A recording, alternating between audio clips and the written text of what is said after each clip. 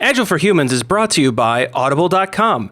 Get one free audiobook and a 30-day free trial at www.audibletrial.com/agile.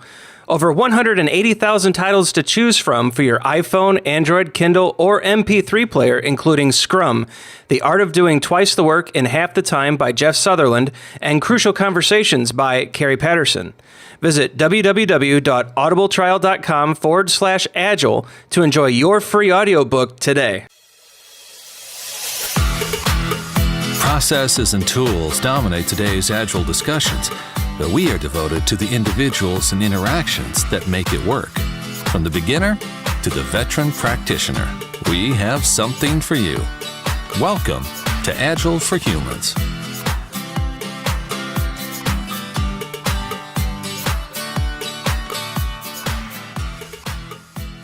Well, all right. Welcome to this week's episode of Agile for Humans. I'm your host, Ryan Ripley. Joining me today, one of my favorite authors, Esther Derby. Esther, how are you? I'm having a technology challenge day, but other than that, I'm great. Great. It's great to have you back on the podcast. Yeah, I'm thrilled to be here. She's brought along a friend of hers and someone that I've been really interested in talking to, Stacy Johnston. Stacy, how are you? I'm doing great. So Stacy is an HR professional. She understands the black art of human resource management, something that, even in my role as a manager of people, certainly interact with HR, but I don't always understand it. And that's not a bad thing. That's not a slight. That's just, it's a very complicated field and one that I hope Stacy is going to shed a little bit of light on and help us get an understanding of it. So Stacy, thank you for joining us as well. Thank you for having me.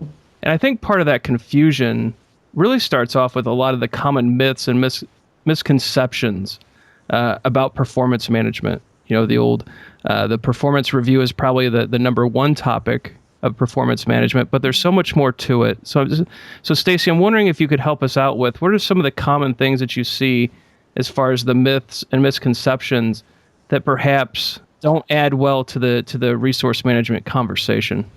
I think there's a lack of understanding of the entire cycle that starts with your recruiting and you're hiring the right people that are a good fit for the job and a good fit for your mission and your vision and your values at your organization. And then performance management has, in some organizations, it's a dreaded topic. It's like the most dreaded conversation that employees have and managers have all year. And I think that just creates a really problematic environment where the only time employees are getting feedback on their performance is at the end of the year or at their formal performance feedback time. And that just creates a big gap. It needs to be a much more robust and ongoing conversation. But I think the way that it's handled oftentimes is it just doesn't have very much impact, unfortunately. I would say that it actually does have a big impact, but it's not the impact people hope it will have. There you go. Right. I mean, I think people hope that it will improve performance, but when people are getting feedback only from the top down and only very infrequently, I think the effect it has is it creates cynicism and erodes trust. Exactly. Well stated. Well, and I think the interesting part there too that Stacy you might have started on is that this is a cycle. And I've never actually viewed it as that before. I've always seen it as individual events that just kind of happen, right? So we hire somebody, we onboard them. They might get a few days of training around corporate history and culture if they're lucky. Correct. And then they're thrown into the fire of, here, now you need to be productive. And we may or may not define that for them. Exactly. And then at the end of the year, we'll ask them how they think they did. And then we'll sit them down and give them the right answer. Oh, exactly. That just sounds painful when you describe it that way. It does, doesn't it? But there actually is a cycle there. And I'm wondering if, in your experience, is that a cycle that's actually managed within the HR department? Is that something that from step to step that you can see like there's a flow and a person's progress is visually available, or is it more of an independent kind of step or sequence that I laid out? I think it needs to be both. I think that HR needs to work with each department and each team and making sure that that is a flow, that the information flows, and that managers have the training that they need to do a good job with developing all of their teams, and that there is a really strong relationship with HR, and that it's a really positive relationship. That's where I think it needs to be. I think you hit on something really important, Stacy, is that the managers have the skills to do it. Because I had a conversation with a HR person, not you obviously, but with an HR person a while back, who said, well, we have to do annual reviews because that forces managers to give feedback at least once a year. Therein lies the problem, right? If managers don't know how to talk directly to people, or just set expectations, or to build feedback into the work so that feedback isn't just coming from their manager, that's really the issue, I think. Yeah, I agree. As a manager myself, I certainly have to go through an annual performance review process, and that's part of the gig. What I've never really understood, though, what are the actual legal requirements of performance assessments? What do we actually have to do versus what perhaps some common but not necessarily needed practices are? Stacy, there's some insight there that you can give us around what we're actually obligated to do from a legal perspective? That's a really good question, and often confused by many organizations and managers. Performance reviews aren't a legal requirement. However, most organizations need some way to evaluate the performance of the individuals in their organization. So that's where the annual review comes into play.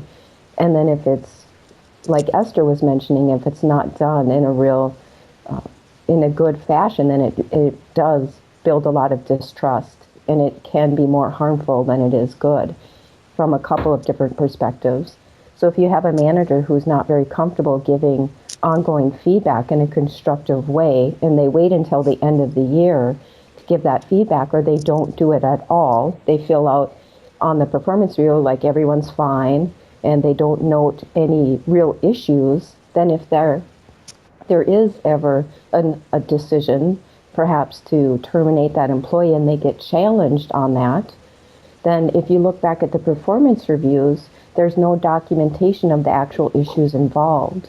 And so from that, there's creating some liability for that manager in the organization by having this performance review process that isn't accurate and doesn't accurately align with the performance of individuals on the team. So there's many ways you can get into trouble with having those kind of ineffective performance reviews. So actually providing training to your management and having them understand the value of frequent feedback, but honest documentation of that feedback is actually a pretty good risk mitigation strategy. Exactly. If it's done consistently, right? Because when I was a manager, what used to happen was that everything was pretty much done on an annual basis, unless there was someone who, for some reason, was an exception case, right? And they weren't doing their job appropriately in someone's point of view, at least. There's a point I want to come back to in a little bit about that. But then we were advised to start doing very detailed documentation on that individual. But that also creates a liability if the employee is terminated, because they can go to court and say it was harassment. They were not doing this to anybody else. I was the only one that was getting these detailed documents every week about what I was doing wrong. So obviously there was some discrimination there. And they could allege it was based on their protected class and not at all on their performance. And or they just were targeted. They were targeted in some way. Which brings me to the other point that I think is often left out of the whole discussion about performance review, which is that Kurt Lewin found a nice, succinct way to state this many years ago. He said that behavior or performance is a function of the person and the environment. And most performance reviews focus only on the person. They don't look at all about the environment in which this person was supposed to be doing their work. If the environment isn't conducive to the person actually being successful, and the person is being evaluated without the context of that environment, it can often feel very, very unfair. That's true, because the individual may not have the tools that they need. Right. to be successful. But if that isn't a part of the conversation, right, that's a big gap. And then when people feel that it's unfair, that's when they're more likely to go to court. There's a bunch of research related to physicians who have suboptimal outcomes. But when there's an issue with a surgery or a birth or any sort of situation, they have found that the doctors who empathize and listen don't get hauled into court. And the doctors who stonewall and say, well, it wasn't my fault, do get hauled into court. And I think there's a really interesting parallel with situations that involve performance and HR. It's like when people feel listened to and they feel that the process was fair, they recognize that, oh yeah, I'm really not cut out for this job often. But when they feel like they haven't been listened to, that's when things tend to get ugly. When it feels like it's all a one-way process where they are being evaluated without reference to their environment and without a chance to tell their story, that's when things tend to get really ugly in my experience. Does that match your experience, Stacy? Yes, it does. I agree with you. A few takeaways from there. I think, first of all, deep down, we all want to be treated fairly. Yeah. And when we're not, you'll see some of these very emotional and perhaps, justified responses to not being treated fairly. The other one is the system is important. And so we all operate within systems of work. We are all subject to systems of work. And some of them are not the best thought out as they could possibly be. And in many cases, I think it's Deming who says that people don't fail, the system does. And so I think that's important. Something that that's always felt counterintuitive to me, especially from an Agile context, because I guess this is an Agile podcast, right? So we should bring Agile into it a little bit, is that we review people on an individual basis, but we are expecting them to be self-organizing teams. And so at a team level where we have this very grand expectation that they're going to forego their own personal motives and do what's best for the team as a unit, yet at the end of the year, their performance, perhaps their compensation, and even their future progression and path is all determined at an individual level. And that's always seemed a little counter to me. I'm curious if you've seen instances where that type of performance assessment has actually hindered Agile projects and implementations. Yes. Okay, good. Let's move on. Well, I've had lots of conversations with people where, they note the irony of that. And when it gets to review time, people start behaving differently, particularly if they want to get a promotion. And I've actually had people say to that, oh yeah, he was great to work with, but he's up for a promotion now, so he's just going to be a jerk for a while so that he can get his performance marked in a way that will get him the promotion. And then he'll be back to being normal. So yeah, that drives a lot of dysfunction. And I've actually, in my experience, if a team is working well, it's very, very difficult to actually ascertain to any degree of accuracy the individual contribution to success, unless someone's an exception. But that's a tough one to fit into the mindset of traditional performance evaluation, which is all individually focused. So, Stacy, when we have a team that's operating at a high level, like what Esther described, and where it's almost indistinguishable who the high performer is, who the low performer is, where the outcomes are truly valued over the output, how do you still have a process at an HR level that fulfills the needs of the organization, such as mitigating the risk of lawsuit and those kind of things, and still treat people fairly? How is that achieved? That's a really good question, and I know that teams struggle with that. If you have a high-performing team or a team that's not performing, with their ability to give each other constructive feedback on a timely basis, it can be an issue. Oftentimes people aren't comfortable with conflict, and so if there is conflict within the team, they don't have that ability to talk about it in a constructive manner and move them along so that they can get through any issues so that they can stay at a high performing level. I think that's one area where oftentimes managers get pulled in to micromanage some chaos within the team, whereas the team should be building those skills so that they have the comfort and the ability to do that themselves. And then linking that into the group performance and group goals, I think that's a really important job for the manager to be able to have that picture of the team to make sure that each person is operating and really working together as a team so that you're not discouraging team members by letting someone slide. The manager is a really important linking pin in that conversation to be able to use that group performance and then tie it back into the individual in whatever format is set up with that organization to do that, whatever formal performance review, what that looks like within that organization, and then how that ties into their compensation. So building on that idea of letting people slide, I think that's one of the real fears that managers have about Agile, is that if we're in a team environment, people will be allowed to slide. And so that's one of the reasons I think people really hold on so tightly to the whole individual performance evaluation thing, because they have this big fear that the slackers will be able to hide. And it's an interesting dynamic about how do you help teams develop the ability to have conversations with their peers when, for years, feedback has been solely the job of the managers, right? I visited a team many years ago at this point where the managers, they were trying to do Agile, and the managers had said, "Oh, you're self-organizing now. You take care of everything."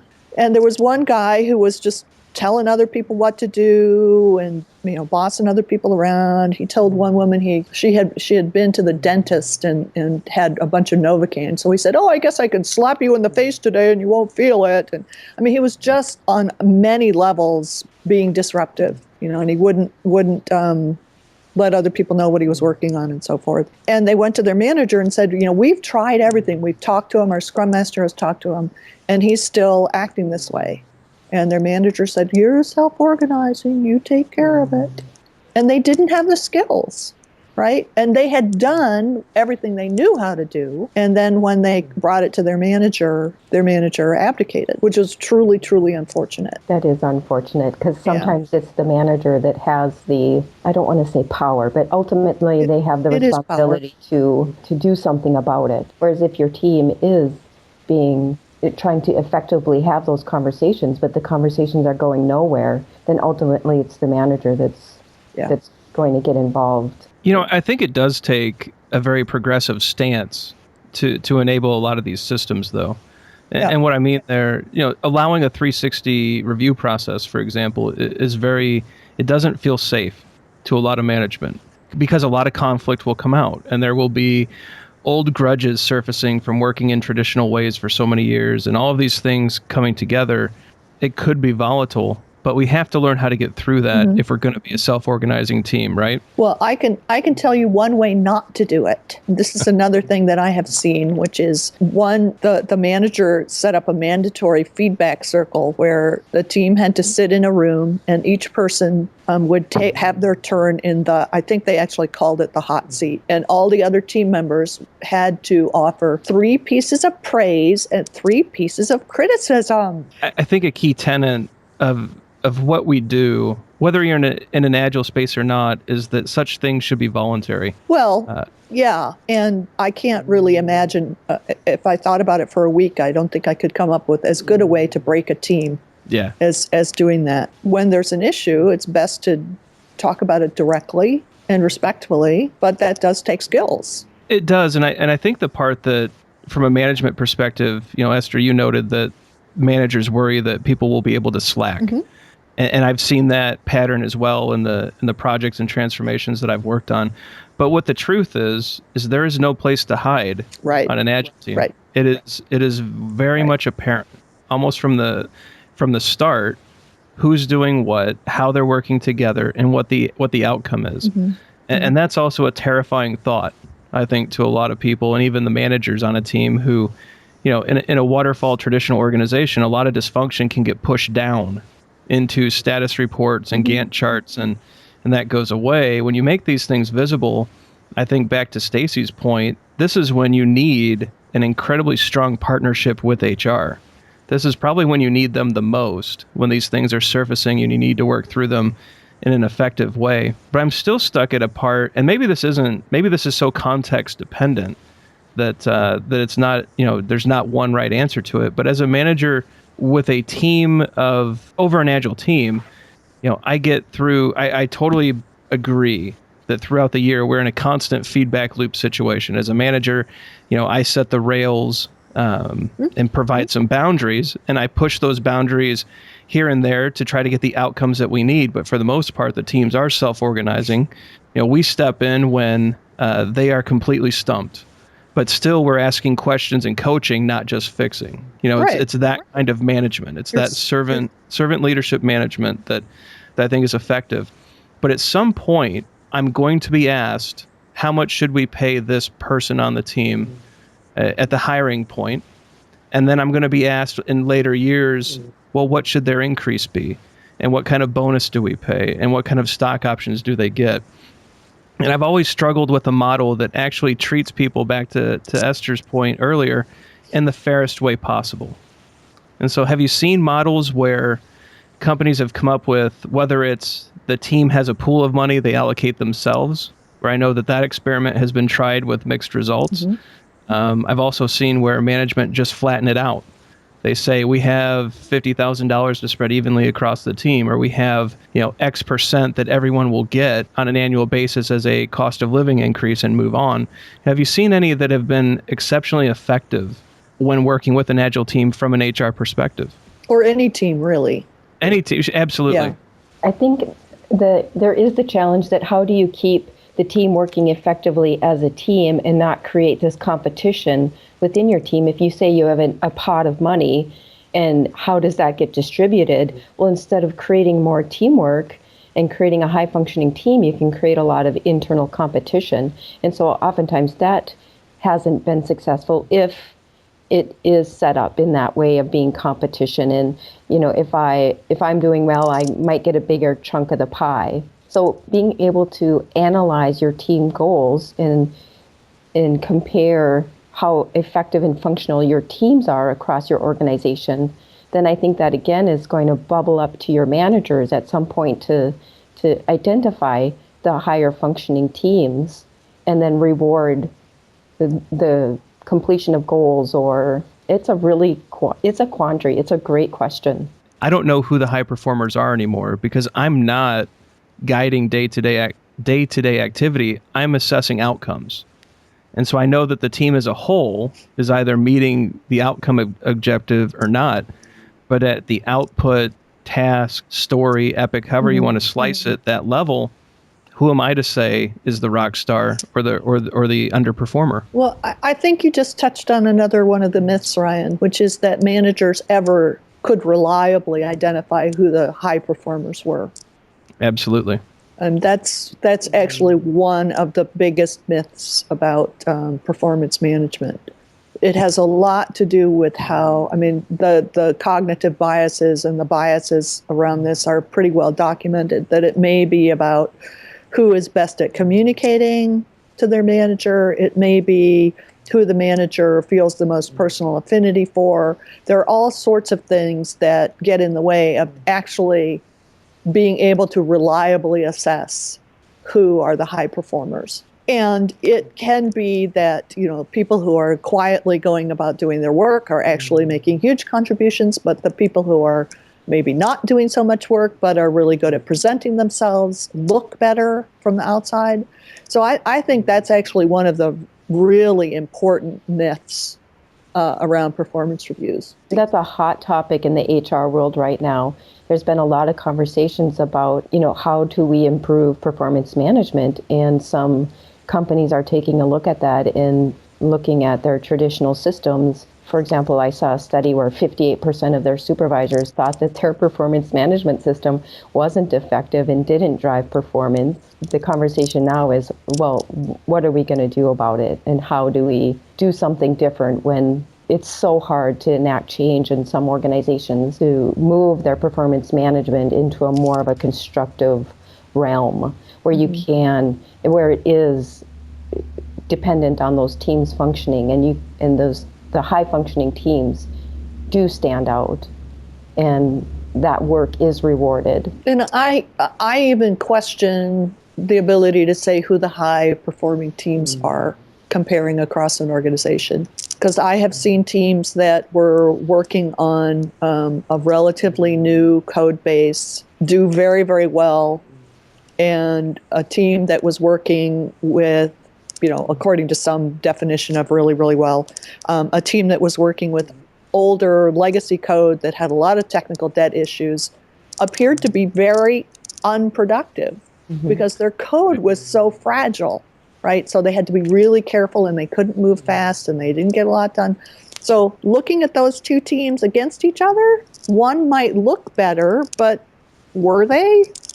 Context matters. Context really, really matters. Yeah, it really does. And since it is so contextual, I'm very rooted in Scrum, and I am a believer in that framework. And one of the mantras of a Scrum Master is ask the team. And so I'm wondering if we can sit down with the team and bring an HR expert like Stacy to a retrospective, perhaps, and say, look, here's how we're working today. How would you like to be compensated? And how would you like to be assessed? And how would you like to have these performance management things go? What do you need? Is that kind of conversation possible in today's, HR and legal environment? I think it's more possible than it has been in the past because of the trend towards trying to improve performance management, and everyone, or a lot of organizations, realizing that what they're doing now doesn't work. And I think that's a perfect way to suss out what does work, is by talking to the teams. And it seems so logical, but sometimes it's the last step that we take, is to ask, like, well, what do you think? How would you like to, what seems fair? Like, why not start with that? That's brilliant, Ryan. No, I'm just stealing from work that Esther and Schwaber and many others did, getting Scrum off the ground. But within my own constraints, I personally, as a manager, try to do that, where I will just say at the beginning of each year, how do you want to be assessed? How often, what cadence do you want to meet? What do you need from me to be effective? And then we have, and it's not even a formal meeting most of the time. It's a quick check-in. It's almost like, hey, let's check in. Let's make sure we're still aligned. And if everything's fine, great. If I see a tear forming or some kind of emotional situation happening, or if I can just catch a hint of, hey, I'm kind of lost, then maybe we'll sit down for a few minutes. But I'm very interested in how people want to be treated, and then trying to treat them in a way that's also congruent with corporate goals and aligned with our legal and HR practices. But that's hard. Yeah. It's a very hard step to take. But I think that's where this space is probably going. The only way to treat them fairly is to find out how they want to be treated, and then make sure it's congruent with the rest of the organization, right? I think so. And I think human resources can be a strategic partner in that process, and absolutely need to be strategic and involved. But that's also a very progressive stance. And so what do you think are some of the blockers to taking that kind of position on performance assessments and compensation and evaluations? And I'm trying to think of the way to put it. This is a fringe kind of idea, I think, at this point in management theory and in the way that even HR professionals think. So what does it take to basically go to your VP of HR and say, hey, perhaps what we're doing isn't working. Can we just ask the team how they want to be assessed, and try to pull some pieces from there? Or is that a conversation that you probably can't have today? I think it absolutely should. It's a conversation that should happen. And I think sometimes it does. Yep. I certainly have friends who have gone to their HR person and said, look, I've worked really hard to get this team functioning well, and I've been working at it all year. And I'm worried that, if I do an annual individual performance and everybody gets, this 2 points, point something or other difference in their salary, that it's going to get in the way of teamwork, and it's going to destroy the work I've done all year. And every single person that I've talked to who has had that conversation with HR, with their HR representative, the HR representative has said, right on, I totally get what you're talking about. Let's see what we can do to work with that. I think that a lot of our systems have grown up, including HR systems, out of a notion that, the mechanistic mindset about we design the perfect machine and the widgets, if we get the right widgets, everything will all be wonderful. It doesn't really account for the individual variation and individual feelings and so forth. But my experience when I've talked to people that have had those conversations is that HR has been very supportive of them. Because in some ways they're in the same system we are, right? Right. And I think Agile is one of the first things that has been so team-centric and so much in favor of self-organization that it is kind of bumping up against those systems in many places. And I think systems change can be difficult to navigate. Mm-hmm. And so, but I'm very excited about the conversations that are happening, and I think we're moving this conversation in the right direction. And I think Agile is a great place to have that happen because of the focus on high-functioning teams. I think, too, it's going to be a generational thing, because I know that there are pockets of management that do want to pick winners and losers, and they see that as some kind of influence or authority or perk of the gig, mm-hmm. and that thinking, I think, has to go away. And until it does, I think we're going to struggle with this fair treatment and more effective means of assessing people. Or is that an unfair statement? Have I treated managers badly? Well, here's the thing. I don't think that the majority of people who are managers would say, "Oh, I'm going to pick my favorite kid." But there's something about the system of management and the origins of the system of management, which comes from separation of head and hands. Right. We're the people who do all the thinking, and you just do the work as we tell you. And that mindset is very entrenched, but not at a conscious level. Right. So, people who are, pretty well-adjusted human beings walk into that system, put on that mantle, and a lot of those things unconsciously become part of how things are acted. So I think on some level it is generational, although I have a friend who said, well, we're just going to have to wait for the current generation of managers to die out. But I don't mean it like that. I think, Esther, you cleaned up my comment quite a bit, that it is a factory mindset that is prevalent in a lot of our subconscious thought. But we're now knowledge workers. Yeah. And knowledge work is a different beast. And a good friend of the show, and I think a good friend of ours, is Tim Ottinger. Mm-hmm.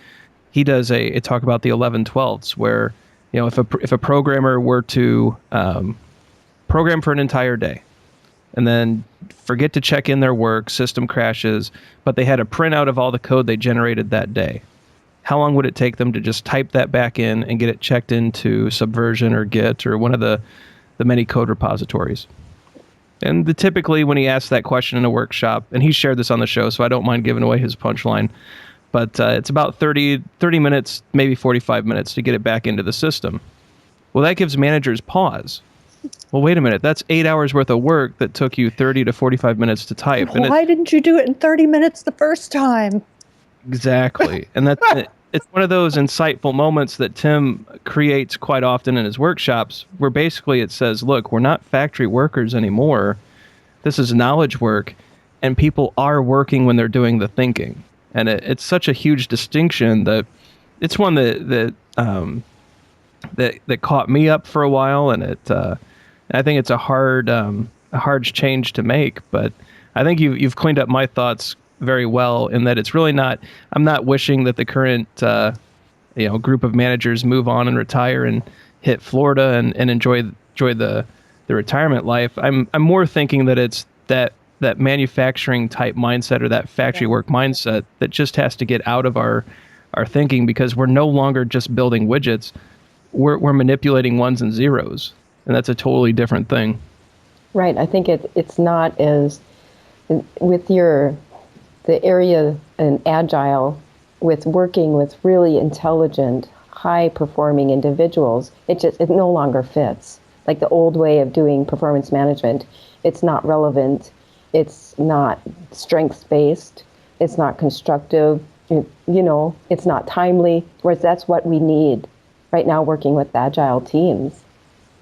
Well, and I've worked in the manufacturing space, and so medical device it's a very interesting field. There's a lot of knowledge work behind it, but at the shop floor level, they have the plans and they know what they're building, so they run the machines, and people are evaluated on, the number of parts they create over a shift, the number of defects or scrap that they create. There are very quantifiable metrics that make a lot of sense to show a skill level in following a process. And if only software development were like that, these systems and processes of evaluating people would make total sense. But it's not. It's what is scrap or waste on one project is the key piece in another. Yeah. Well, I actually think people working on the factory floor would like to be treated with a little more respect and dignity than that as well. I totally agree. But one of the things that I find sort of encouraging is that, everybody talks about millennials needing feedback and wanting meaningful work, which, to me, that just seems like sort of normal human. But I think that the millennials aren't going to put up with it.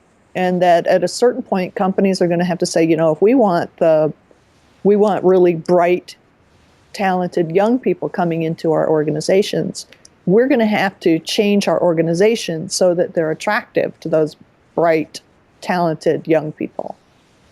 And then everyone benefits. Everyone because benefits. Everybody wants feedback in a positive, constructive way. Right. Everyone wants to feel like what they're doing is valued and that it matters and that they see the bigger picture of what they do, how that fits into the bigger picture. Yep. It's interesting, the millennial comment, because I totally agree. And from a managing perspective, I've seen this. We would bring in a candidate that's in that age range, for a very very good paying job, a lot of challenging work, but we've actually seen candidates in that millennial age range say, "No, I don't want to work here. The building is too depressing." And it doesn't feel like the kind of space where I would be effective. And for some other people, and for some people that are not necessarily grounded in some of that kind of thinking, that's a mind-blowing statement. Mm-hmm. It's like, we've offered you a great compensation package for the area. It's well above market.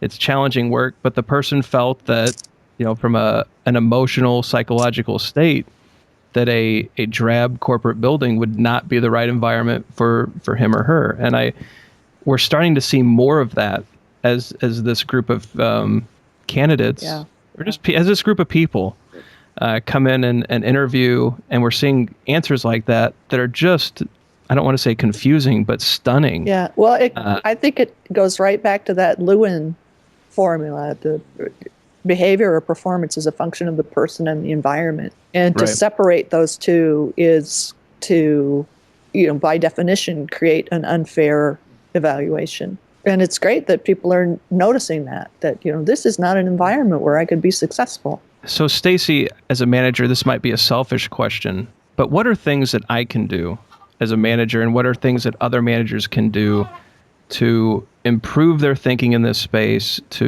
and to be a better partner with their HR counterparts, with their HR teams?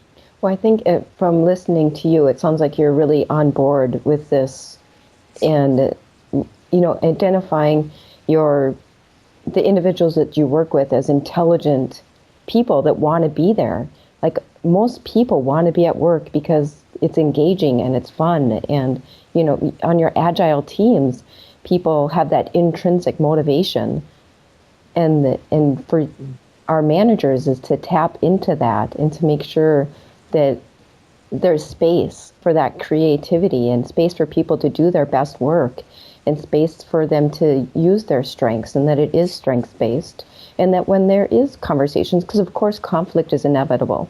It's going to happen with every team. It's impossible to work in an organization and not have some conflict. So when it does happen, that there's the ability to talk about it in a constructive manner that is kind of a feed-forward concept, so that you're looking at not, what are all the mistakes of the past or what has been going wrong, but okay, so that project didn't go perfectly, but how are we going to make improvements, or how, so it's looking into the future. So it's how are we improving, if that helps for managers to have that framework, that lens. I think that idea of a feed forward is a really important idea. So to build on what you said, Stacy, rather than look at what went wrong, let's understand what contributed in the environment, and then let's see what we can do to create an environment for success, right? How can we create the space for people to be really successful? I agree. And that language is from Marcus Buckingham, who is a prolific author, and the strengths-based and that feed-forward concept is from that. So I'm certainly not making that up. I'm drawing from the research in that area. So I think what will be really exciting to people listening is that those conversations are happening in the HR world, and that the realization that the ways that people are currently assessed today, there's an acknowledgement that, at 58% of people saying it doesn't work, I think is the stat that you gave us earlier, Stacy, is or it isn't effective. Isn't effective. I think that's an amazing statistic that's floating out there in the HR community that will have to be addressed at some point. So I think it's encouraging there, but it's also just encouraging that such ideas that the fact that asking the team about compensation and asking the team about assessments and how they want to be assessed, and that's even a question or even a stance that we could be allowed to take.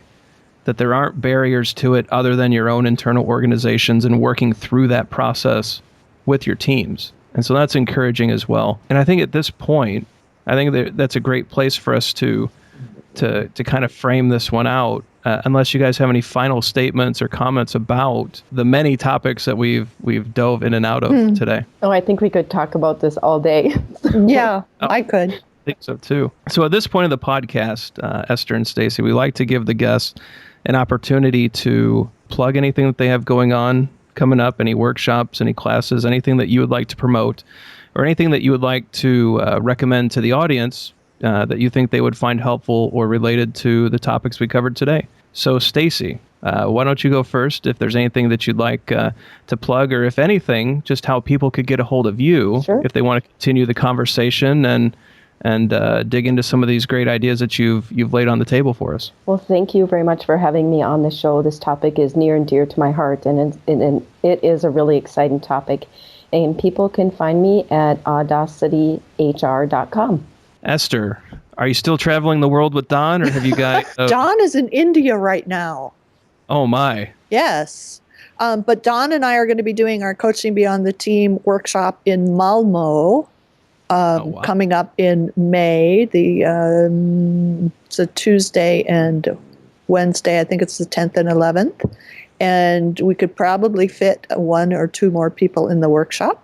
So coachingbeyondtheteam.com will tell you the information about that. Other than that, I'm continuing to do my free Q&As on roughly a monthly basis. So if people would like to sign up for those, there's a space on my website to do that. I'm just finishing up my series on the 6 rules for change and taking suggestions for what my next series should be. Very good. And I think you're also speaking at Agile 2016 this year, right? I am. Actually, my next talk is going to be at the Big Apple Scrum Days coming up in May. But yes, I'm going to be talking at Agile 2016. I have 2 talks. One is about coaching teams, and the other is leaders at all levels. Very good. Super excited about those. Well, thank you very much for sharing all those things. We'll make sure to get all of those events in the show notes so that people can be sure to check out what you have going on. And we might send you a couple book recommendations too, right, Stacy? Right. Yeah, excellent. I will. What's interesting about the Agile community, we all have far too many books, but we love them dearly. Yeah. So take any book recommendations that you have. And by the way, folks, if you have not read Esther's books, amazing. And we'll get some links out to those as well. Those are great reading for managers and in any kind of team, Agile or not. But we'll make sure we get Esther's books linked in the show notes as well. They've certainly been influential on my career. So can I mention one book right now? Absolutely. Since we talked about managers needing and team members needing the skill to actually offer feedback, I would recommend a little book by Jerry Weinberg and Charlie and Edie Seashore called What Did You Say? The Art of Giving and Receiving Feedback. I have that one on the shelf behind me, and that is excellent. It's a good little book on how to offer that sort of, how to have that kind of conversation and what can go wrong and what the psychology of it is. Yep, I'll make sure to get that in the show notes. And then any other books that you guys send over, I'd be happy to link back to. Okay. And I'm your host, Ryan Ripley. As far as plugs go, I'm speaking at Path to Agility next month, May, in Columbus, Ohio. So if you want to come out and say hi, I'll be there. We're also podcasting during that event. So we'll be recording some shows with many of the speakers, attendees. So if you've ever wanted to be on a podcast and have never been able to do it, join us in Columbus, and we'd be happy to have you on the show. I'll also be speaking at Agile 2016 in Atlanta this year. So made it into the big conference. Very excited about that. I think I'm actually scheduled opposite Esther this year. Oh. So that's a bummer. I'll miss one of her talks, but I'll get to see the other. But definitely going to be a great time out in Atlanta. We'll try to do a meetup of some sort for the podcast. And again, if you want to meet or say hi, more than happy to do that. At Ryan Ripley on Twitter. And please leave us your comments in the show notes. And as always, thank you for being here and have a great night. Thanks for listening to Agile for Humans. Let's keep the conversation going. Drop us a question on Twitter at Agile for Humans or visit agileforhumans.com.